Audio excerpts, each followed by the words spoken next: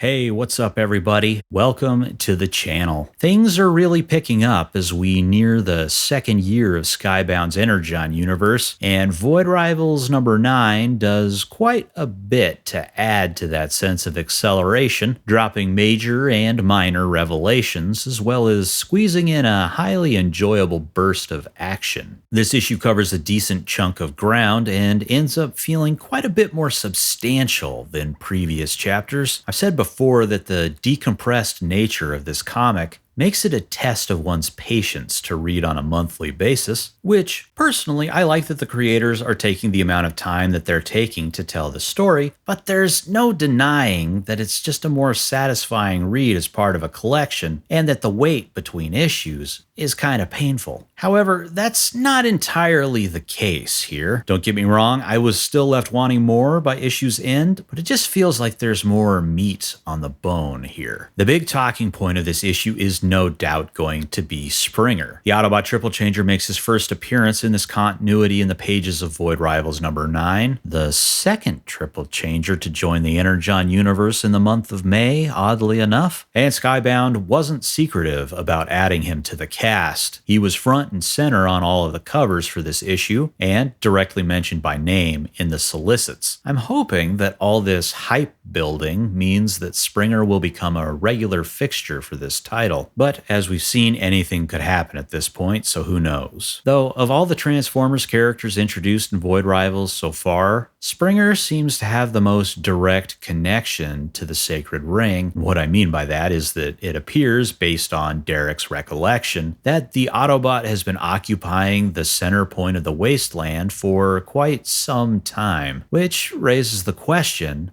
why? The fact that he may have a history with Darak during the Agorian's Edgewalker days, coupled with the information about an ancient Cybertronian legend that we gleaned from the Energon Universe 2024 special, suggests that there's going to be more to Springer's presence in this series beyond a brief cameo. Or at least I hope that's the case. Unfortunately, we don't get much of a chance to learn the juicy deets behind Springer's choice of location as Proximus reappears, giving us our first sampling of a one-on-one fight between a Zertonian and a Cybertronian. This fight sequence is notable for how the layouts contribute to the sense of speed and overall chaos of the encounter, alternating between more standard layouts and ones that are much more cluttered, where the view pulls in tight on the action, or we see Felici layering panels and images over other panels. Even the lettering gets in on the action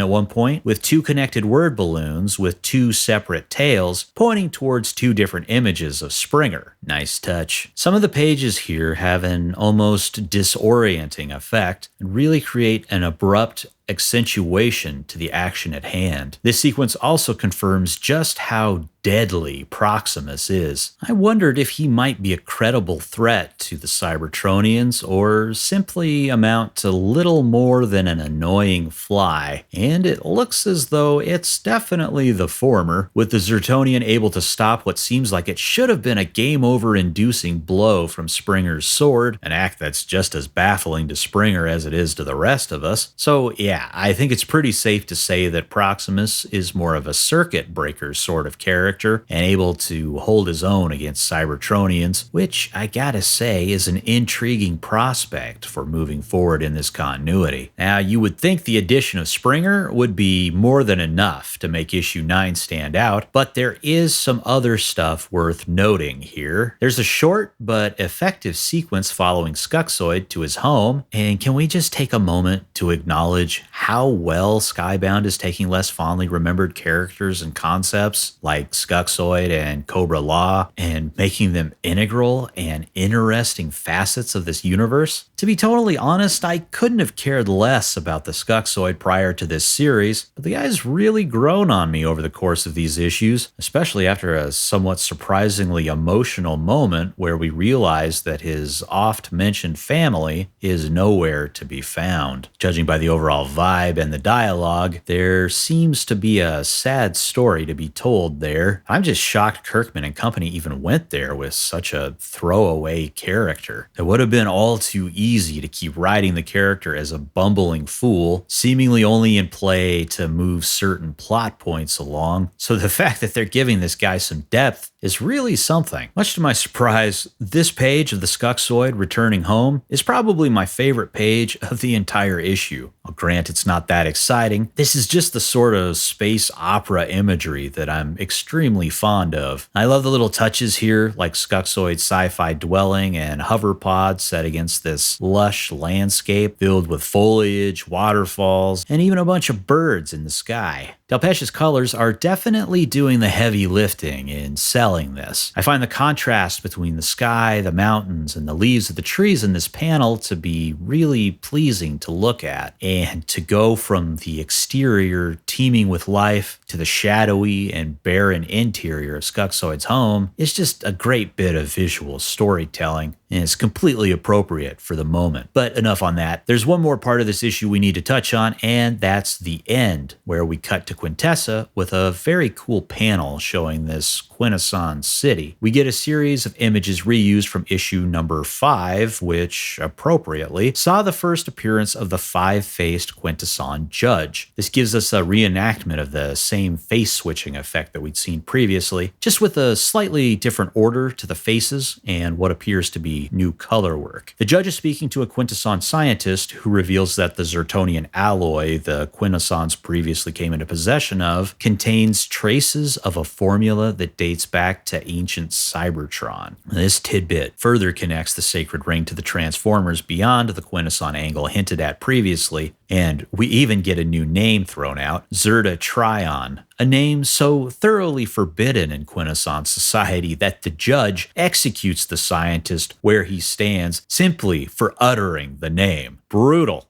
but intriguing. Seems likely that this could be the mythical Zerta, the Zertonian deity, but the addition of the Trion name is what establishes that more direct connection to Cybertron and the Transformers than previously thought. Could Zerta be related to Alpha Trion somehow? Or is the Trion part of the name more of a title? Is Zerta Trion a completely new character? Or could she be a repurposing of the pre-existing character Beta from the G1 cartoon episode Forever is a Long Time Coming? Both Beta and Alpha Trion, or A3 as he was known then, were prominent members of the Cybertronian rebellion against the Quintessons in that episode, so it seems possible that Zerta is Beta, especially considering the judge's words from issue 6 about a rebellious child. Or it could be a totally new character, I don't know. Regardless, this is a really interesting twist in an issue that's full of fun reveals like these. Overall, I think Void Rivals number 9 may be the strongest issue of the series so far. As I said earlier, it just feels like there's more happening here. The pace seems to pick up in this issue, which makes it a more satisfying read on par with most of the other titles in this continuity. Again, not that I thought the previous issues were bad or anything. It's just that this feels a little more self-contained as a reading experience. Or as self-contained as one chapter in a monthly ongoing comic can feel anyway. I don't know that I'm expecting the series to stay this plot heavy, but I'm just enjoying it while I can. As far as continuity lore goes, this feels like a pivotal issue to me. Not only do we get the first appearance of Springer, but we also get the first reference to Zerta's true identity as Zerta Trion. Obviously, there's plenty of questions left to be answered, with even more questions popping up in the wake of the new information we're given, and it seems like we're going to be getting some more big turns soon, with Solila's glowing artifact calling to mind Mistress Phil's ominous words from the end of issue 7. No doubt about it, the story's really starting to take off now, and I am ready to see what's in store. But that's all from me.